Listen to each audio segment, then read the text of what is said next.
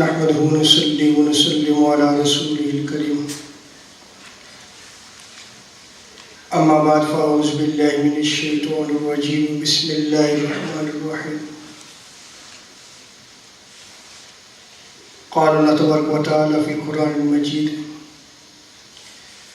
تلك الرسل فضلنا بعضهم على بعض صدق الله مولانا العظيم ولا يصلي وسلم دائما أبدا على حبيبك خير الخلق كلهم. اللہ تبارک و تعالیٰ کا بے پناہ لطف و کرم اور احسان عظیم ہے کہ جس نے ہمیں اس جمعۃ المبارک کی عظیم اور بابرکت محفل میں اکٹھے ہونے کی توفیق عطا فرمائی، اور سب سے بڑھ کر یہ کہ ہمیں دولت ایمان سے بہرامند فرمایا۔ اللہ تبارک و تعالیٰ نے قرآن مجید میں ارشاد فرمایا تلک الرسل فضلنا بعضهم على بعض، کہ ان سب رسولوں میں سے ہم نے بعض کو بعض پر فضیلت دی ہے۔ رب تعالیٰ نے اس آیت کریمہ سے قبل متعدد انبیاء کا ذکر کیا ہے، جیسے حضرت ابراہیم علیہ السلام، حضرت اسماعیل و اسحاق علیہ السلام، حضرت یعقوب، حضرت داؤد، حضرت سلیمان، حضرت عیسیٰ، حضرت موسیٰ۔ اس کے بعد رب تعالیٰ نے ارشاد فرمایا کہ ان سب رسولوں میں سے ہم نے بعض کو بعض پر فضیلت دی۔ درجہ نبوت میں سارے انبیاء کرام برابر ہیں، لیکن فضائل و کمالات کے حوالے سے خود رب تعالیٰ ارشاد فرماتا ہے کہ ہم نے بعض کو بعض پر فضیلت عطا کی ہے۔ اور پھر رب تعالیٰ ارشاد فرماتا ہے منہم من کلم اللہ، اور ان میں سے بعض سے اللہ نے کلام بھی فرمایا۔ وَرَفَعَ بَعْضَهُمْ دَرَجَاتٍ، اور بعض کو بے شمار درجوں کی بلندی عطا فرمائی۔ یہاں پہ جو رب تعالیٰ نے ارشاد فرمایا ہے کہ رب تعالیٰ نے بعض سے کلام فرمایا، اس سے مراد حضرت موسیٰ علیہ السلام ہے۔ رب تعالیٰ نے ڈائریکٹ کلام، ڈائریکٹ خطاب حضرت آدم علیہ السلام سے فرمایا، حضرت موسیٰ علیہ السلام سے فرمایا، اور پھر تاجدار کائنات صلی اللہ تعالیٰ علیہ وسلم سے فرمایا۔ لیکن پھر جو ہے وہ اسی میں رب تعالیٰ نے ارشاد فرمایا کہ کلام تو رب تعالیٰ نے فرمایا، لیکن اس کے باوجود بعض کو پھر بعض پر جو ہے وہ فضیلت دی۔ سید عالم صلی اللہ تعالیٰ علیہ وسلم کو نہ صرف اپنے کلام سے نوازا، بلکہ رب تعالیٰ نے تاجدار کائنات صلی اللہ تعالیٰ علیہ وسلم کو بے حجاب اپنا دیدار بھی عطا فرمایا۔ وَآتَيْنَا عِيسَىٰ ابْنَ مَرْيَمَ الْبَيِّنَاتِ وَأَيَّدْنَاهُ بِرُوحِ الْقُدُسِ، اور ہم نے عیسیٰ بن مریم کو واضح نشانیاں دی، اور ہم نے روح القدس جبریل امین سے ان کی مدد فرمائی۔ اس آیت کریمہ میں رب تعالیٰ نے تمام انبیاء کا ذکر کرنے کے بعد دو بالخصوص انبیاء کی فضیلتوں کو بیان کیا۔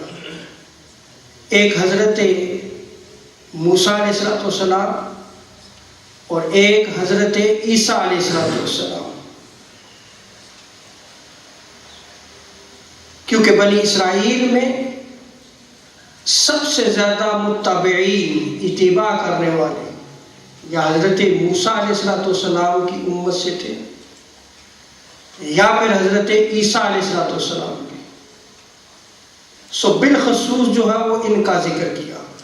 اور بنی اسرائیل میں حضرت عیسیٰ علیہ السلام جو ہے وہ بنی اسرائیل کے آخری نبی تھے. اس کے بعد تاجدار کائنات صلی اللہ تعالی علیہ وسلم جو ہے وہ مبعوث ہوئے. تاجدار کائنات صلی اللہ تعالی علیہ وسلم کو رحمت للعالمین بنا کر بھیجا. آپ کو خاتم النبیین بنا کر بھیجا. روز قیامت تمام مخلوقات تاجدار کائنات صلی اللہ تعالی علیہ وسلم کی بارگاہ میں جائیں گی اور آپ سے مدد طلب کریں گی. اور روز قیامت تاجدار کائنات صلی اللہ تعالی علیہ وسلم کو لوائے حمد عطا کیا جائے گا. حمد کا جھنڈا عطا کیا جائے گا.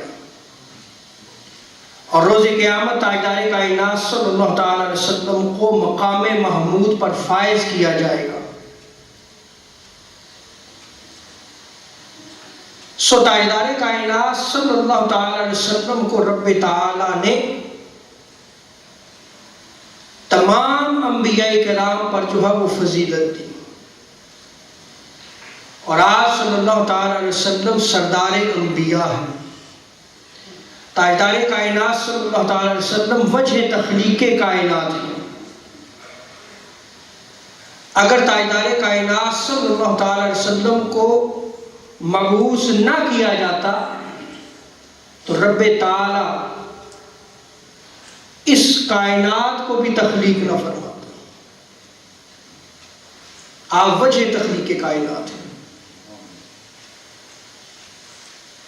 حضرت عیسیٰ علیہ السلام کی طرف دیکھیں, جیسے کہ رب تعالیٰ نے ارشاد فرمایا کہ حضرت عیسیٰ علیہ السلام کو رب تعالیٰ نے واضح نشانیاں عطا فرمائی. آپ مردوں کو زندہ کیا کرتے تھے. مادرزاد اندھے نابینا ہوتے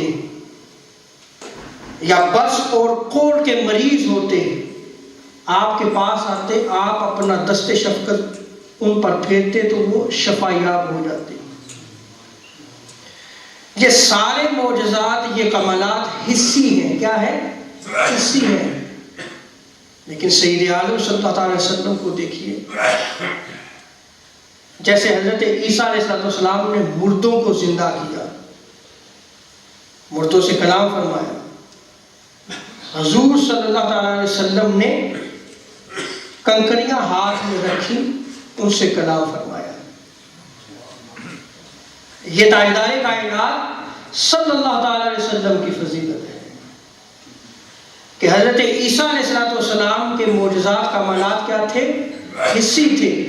جبکہ تاجدار کائنات صلی اللہ تعالی علیہ وسلم نے درختوں سے کلام فرمایا.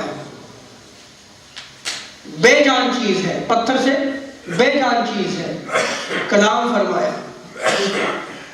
حکم دیتے تو وہ کلمہ پڑھتے. درخت بے جان ہے, حکم دیتے تو چل کے حضور کے قدموں میں آ جاتے تھے. سو آج ہم قرآن مجید اور احادیث سے مبارکہ کی روشنی میں تاجدار کائنات صلی اللہ علیہ وسلم کو جو تمام انبیاء پر, تمام رسولوں پر جو فضیلت دی گئی ہے اس کا ہم اختصاراً بیان کریں گے. رب تعالیٰ نے قرآن مجید میں ارشاد فرمایا وَمَا أَرْسَلْنَاكَ إِلَّا رَحْمَةً لِلْعَالَمِينَ, اور ہم نے آپ کو تمام جہانوں کے لیے رحمت بنا کر ہی تو بھیجا ہے. عالم نہیں فرمایا کہ صرف اس عالم کے لیے, فرمایا عالمین, تمام عالمین کے لیے. یعنی رب تعالیٰ نے جتنے عالم تخلیق فرمائے ہیں ان سارے عالموں کے لیے رب تعالیٰ نے تاجدار کائنات صلی اللہ تعالیٰ علیہ وسلم کو رحمت بنا کر بھیجا۔ تاجدار کائنات صلی اللہ تعالیٰ علیہ وسلم جب آپ نے دعوت و تبلیغ کا فریضہ سر انجام دینا شروع کیا تو آپ کی قوم نے آپ کی تکذیب کی، یعنی آپ کو جھٹلایا۔ تو سید عالم صلی اللہ تعالی علیہ وسلم نے اس تبلیغ کو جاری رکھا، اس سے رکے نہیں ہیں، یہاں تک کہ طائف کے بازاروں میں جا کے بھی تبلیغ کا فریضہ سر انجام دیا۔ ان ظالموں نے آپ کو پتھر مارے، آپ علیہ الصلوۃ والسلام کا جسم اقدس لہولہان ہو گیا، آپ کے جسم اقدس سے جو ہے وہ خون بہنا شروع ہو گیا، اس قدر ظلم کیا۔ فرشتہ آتا ہے بارگاہ مصطفیٰ میں، عرض کرتا ہے کہ یا رسول اللہ، اگر آپ حکم فرمائیں تو ہم اس طائف کی وادی کو آسمانوں تک اٹھا کے پھر زمین پہ پٹخ ماریں گے کہ رہتی دنیا تک یہاں پر انسانیت کا وجود باقی نہیں رہے گا۔ تو سید عالم صلی اللہ تعالی علیہ وسلم چونکہ رحمت للعالمین تھے، آپ نے ہاتھ اٹھا دیے کہ رب تعالیٰ یہ میرے مقام و مرتبہ کو نہیں سمجھتے۔ رب تعالیٰ نے اس فرشتے کو حکم دیا، نہیں، انہی کی قوم سے، انہی کی نسل سے بعض لوگ پیدا ہوں گے جو میرے متبع ہوں گے، جو ہدایت یافتہ ہوں گے۔ تو حضور صلی اللہ تعالیٰ علیہ وسلم نے اس فرشتے کو واپس بھیج دیا جو کہ عذاب لے کے آیا تھا۔ تاجدار کائنات صلی اللہ تعالیٰ علیہ وسلم سے قبل جتنے بھی انبیاء کرام ہو گزرے،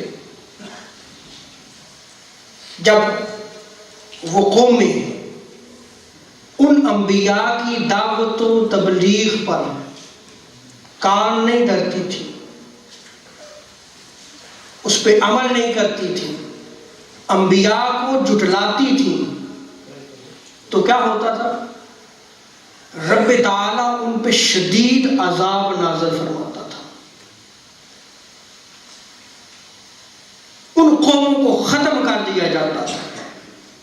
سابقہ اقوام کو اگر آپ پڑھیں، انبیاء کی تکذیب پر پتھروں کی بارش نہیں ہوئی، انبیاء کو جھٹلانے پر ان قوموں کو صفائے ہستی سے مٹا دیا گیا، تیز ہوا کے عذاب آئے، زمین نے پانی ابلنا شروع کر دیا، ساری زمین پانی سے بھر گئی، حضرت نوح علیہ السلام، یعنی ان پر شدید ترین عذاب آئے جو انبیاء کی تکذیب کیا کرتے تھے۔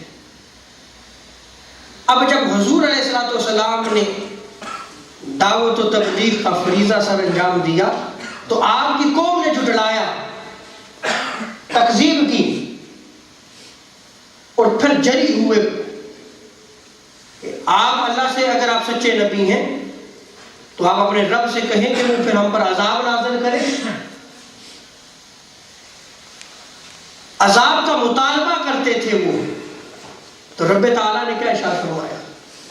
رب تعالیٰ ارشاد فرماتا ہے وَمَا كَانَ اللَّهُ لِيُعَذِّبَهُمْ وَأَنْتَ فِيهِمْ، اے حبیب جب تک آپ ان میں ہیں رب تعالیٰ ان کو عذاب میں مبتلا نہیں کرے گا۔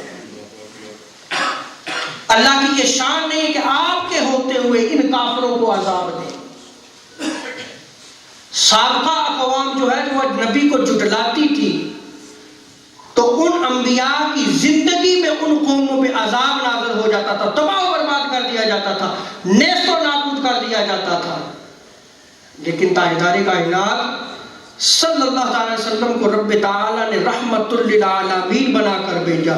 صرف مسلمانوں کے لیے رحمت نہیں بنا کر بھیجا، بلکہ جو نہیں مانتے کافروں کے لیے بھی آپ کو رحمت بنا کر بھیجا، اس لیے کہ آپ کے وسیلے سے ان شدید ترین عذابوں کو رب تعالیٰ نے اٹھا لیا.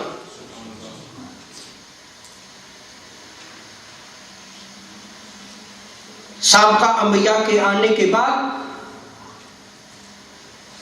کافروں سے عذاب جو ہے وہ شدید ترین عذاب جو ٹال نہیں سکتا تھا، لیکن آپ کے وسیلے سے جو ہے وہ اس کو رب تعالیٰ نے ختم فرمایا. گویا آپ علیہ الصلوۃ والسلام جو ہے وہ مقدمہ رحمت بن کر آئے. اب جب تاجدار کائنات صلی اللہ تعالی علیہ وسلم سارے جہانوں کے لیے رحمت،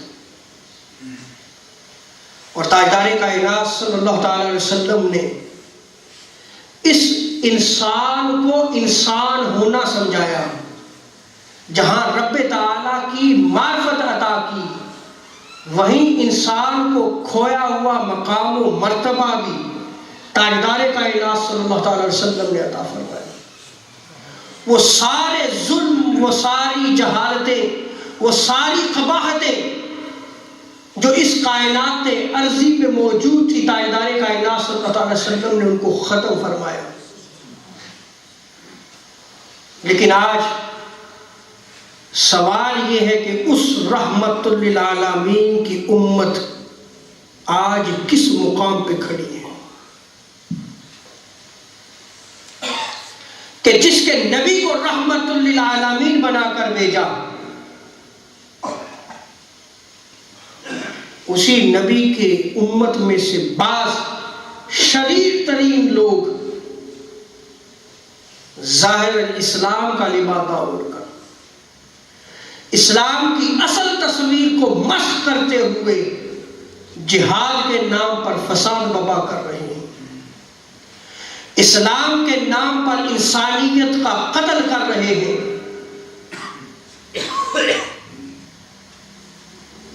اور ایسے لوگوں کے بارے میں تاجدار کائنات صلی اللہ تعالی وسلم نے ارشاد فرمایا کہ یہ شریر ترین لوگ ہوں گے مخلوق میں،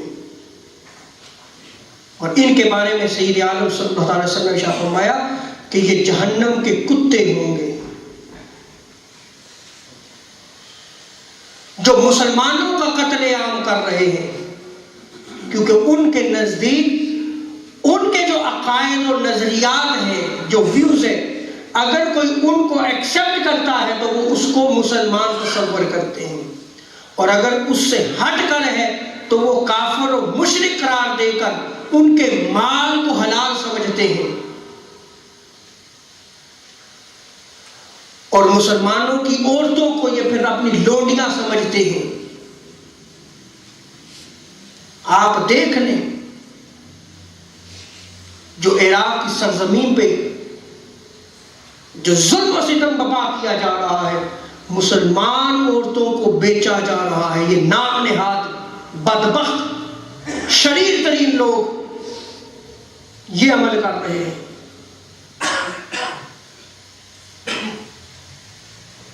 تاجدار کائنات صلی اللہ علیہ وسلم کو تو رحمت للعالمین بنا کر دے،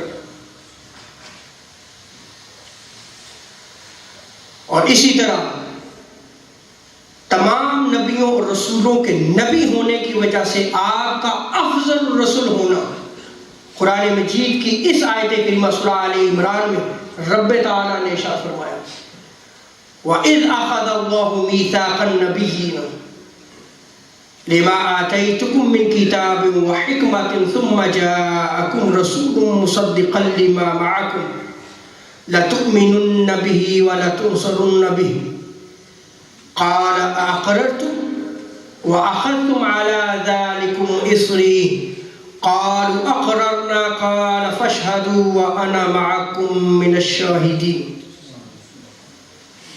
رب تعالیٰ نے ارشاد فرمایا کہ حبیب وہ وقت یاد کیجئے جب اللہ نے نبیوں سے عہد لیا تھا.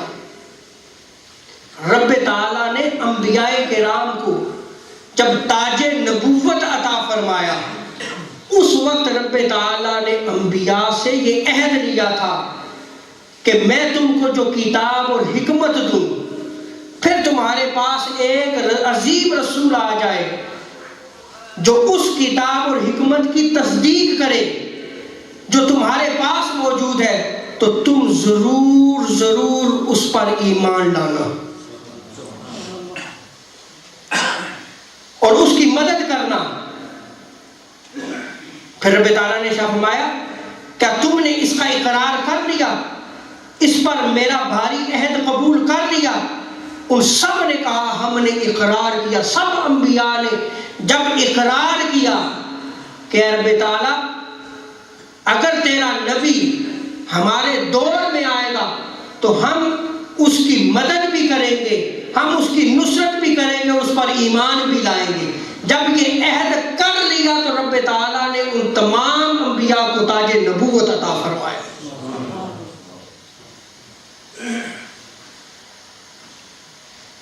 ان سب نے کہا ہم نے اقرار کیا۔ فرمایا سو گواہ ہو جاؤ میں خود تمہارے ساتھ گواہوں میں سے ہوں۔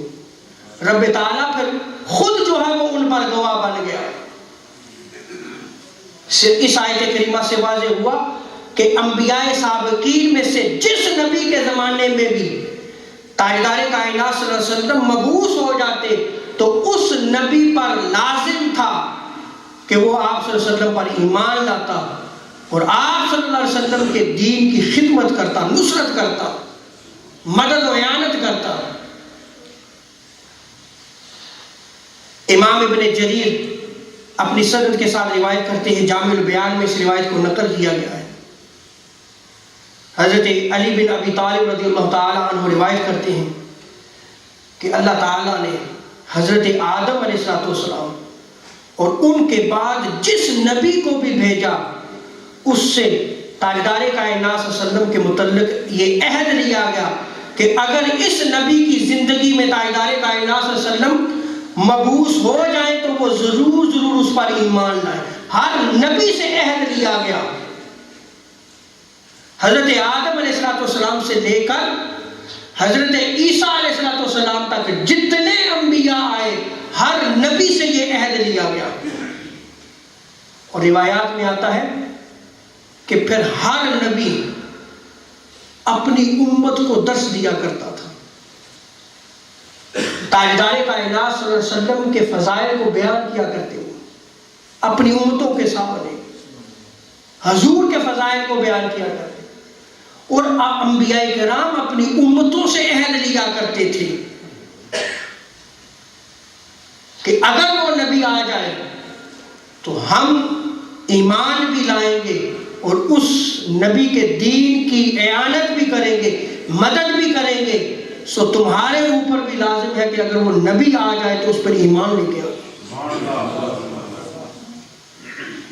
سو جب انبیاء کا سلسلہ حضرت آدم علیہ السلام سے شروع ہوتا ہے، اسی زمانے سے تاجدار کائنات صلی اللہ علیہ وسلم کے چرچے شروع ہو جاتے ہیں اور حضور کی آمد کے نعرے لگنا شروع ہو جاتے ہیں۔ ہر نبی انتظار کرتا تھا، جیسے کہ امام ابن ابی شیبہ نے المصنف میں حضرت جابر بن عبداللہ رضی اللہ تعالیٰ عنہ کی روایت کو نقل کیا ہے کہ تاجدار کائنات صلی اللہ علیہ وسلم نے حضرت عمر فاروق رضی اللہ تعالیٰ عنہ سے فرمایا کہ اس ذات کی قسم جس کے قبضہ قدرت میں میری جان ہے، اگر موسیٰ زندہ ہوتے تو میری پیروی کے سوا ان کے لیے کوئی اور چارہ کار نہ تھا۔ اور خود حضرت موسیٰ علیہ السلام اللہ کے حضور دعائیں کیا کرتے کہ اے رب تعالیٰ مجھے اس نبی کی امت میں پیدا فرما۔ میں توجہ چاہتا ہوں، جس کی امت میں شامل ہونے کے لیے انبیاء کرام دعائیں کیا کرتے تھے، آج وہ امت اپنے نبی سے کس قدر محبت کرتی ہے؟ کیا وہ تاجدار کائنات صلی اللہ علیہ وسلم کے عطا کیے ہوئے دین پر عمل پیرا ہے، یا کہ اپنے نفس پر عمل کرتے ہوئے زندگی بسر کر رہا ہے؟ اور اگر اپنے نفس کی پیروی کرتا ہے تو وہ تاجدار کائنات صلی اللہ علیہ وسلم کے دین پر عمل پیرا نہیں، اس نے اپنے نفس کی پیروی کی ہے، حضور کی پیروی نہیں کی۔ سو آج نفس کی پیروی میں آپ دیکھ لیں، ہر شخص اپنی پسند کا دین چاہتا ہے، ہر شخص اپنی پسند کا مذہب چاہتا ہے، بس جو اس کی پسند ہے، جو اس کی رائے ہے، وہ کہتا ہے بس یہی سارا دین ہے۔ دین مصطفیٰ ہے، یہ مصطفیٰ کا دین ہے۔ قرآن مجید میں ہدایت عطا کی گئی، تاجدار کائنات صلی اللہ علیہ وسلم نے اپنے فرامین کے ذریعے ہدایت عطا فرمائی، حضور صلی اللہ علیہ وسلم نے اپنے عمل کے ذریعے جو ہے وہ ہدایت عطا فرمائی۔ ساری کائنات میں بسنے والے انسانوں کے لیے کامیاب ترین عظیم نمونہ تاجدار کائنات صلی اللہ علیہ وسلم نے زندگی بسر کرنے کا عطا فرمایا۔ اگر حضور صلی اللہ علیہ وسلم نے کائنات میں بسنے والے ہر انسان کے لیے رہنمائی عطا کی ہے تو اے مسلمان، آج تو تاجدار کائنات صلی اللہ علیہ وسلم کی اتباع و اطاعت اور تاجدار کائنات صلی اللہ علیہ وسلم کی سنت سے کیوں منہ پھیرے ہوئے ہیں؟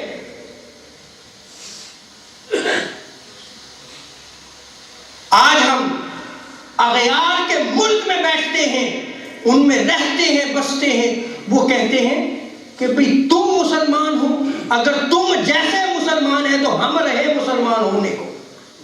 کہا جاتا ہے نہیں کہا جاتا؟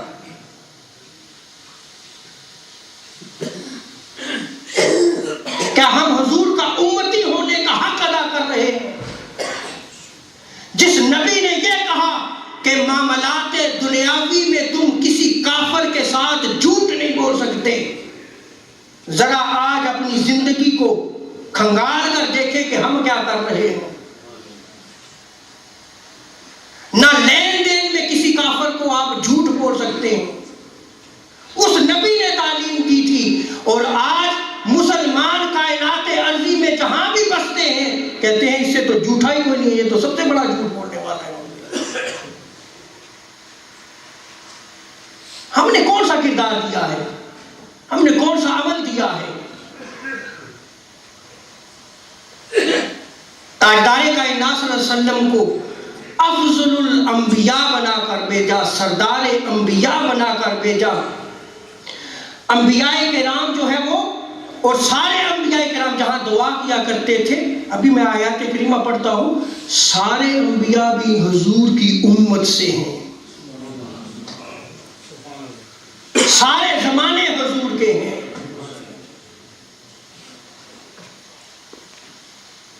بھئی کچھ بھی نہیں تھا، صرف خدا تھا، تو سب سے پہلے جب نور مصطفیٰ کو تخلیق کیا تو کون تھا رب کی تسبیح کرنے والا؟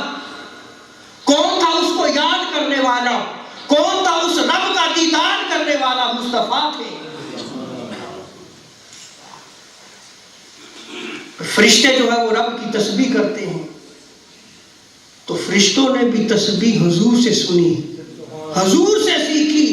آج فرشتے جو تسبیح کر رہے ہیں وہ بھی تعلیم تاجدار کائنات صلی اللہ علیہ وسلم کے وسیلے سے ہوئی۔ سارے انبیاء مبعوث ہوتے رہے، سارے انبیاء تاجدار کائنات صلی اللہ علیہ وسلم کے فضائل کو بیان کرتے رہے، حضور کی فضیلتوں کو، حضور کی امت کی فضیلتوں کو بیان کرتے رہے۔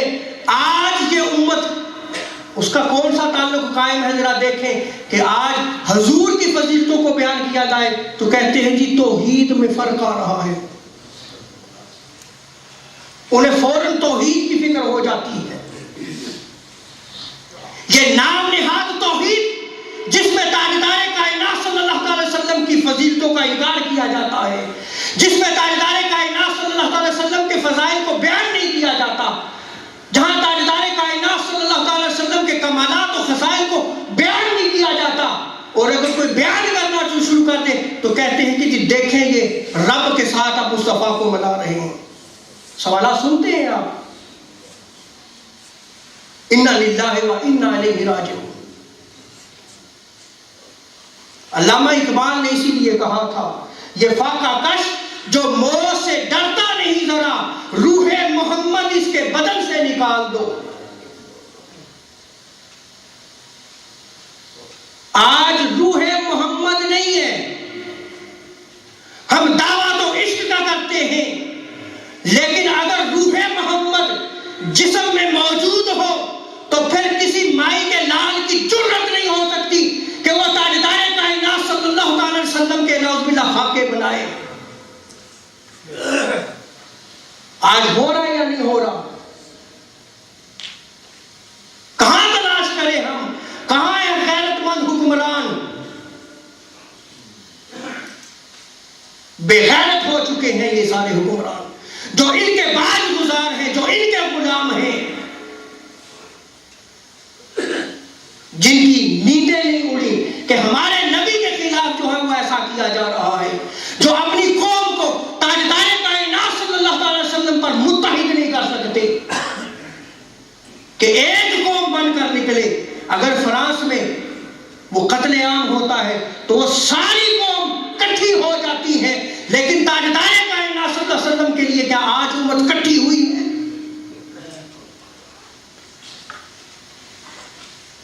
تو روز قیامت کیا جواب دینا ہے؟ روز قیامت کا حساب کتاب نہیں ہونا، ارے بخشش بھی اسی نبی کے وسیلے سے ہونی ہے۔ ارے قبر میں بھی پوچھا جائے گا، اس میں بھی چھٹکارا اسی نبی کے وسیلے سے ہونا ہے۔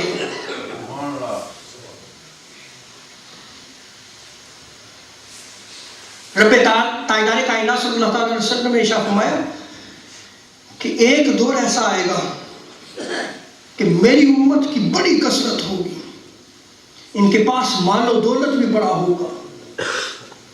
حضور ارشاد فرماتے ہیں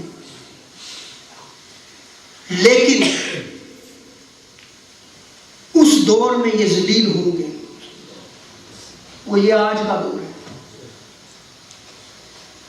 ان کی کوئی قدر و قیمت نہیں ہوگی۔ صحابہ نے عرض کی یا رسول اللہ کثرت سے ہوں گے تو پھر بھی جو ہے وہ ان کی کوئی عزت نہیں ہوگی؟ ہمارا ہاں ان کی عزت نہیں ہوگی، اس لیے کہ وہ دنیا کے پجاری بن جائیں گے۔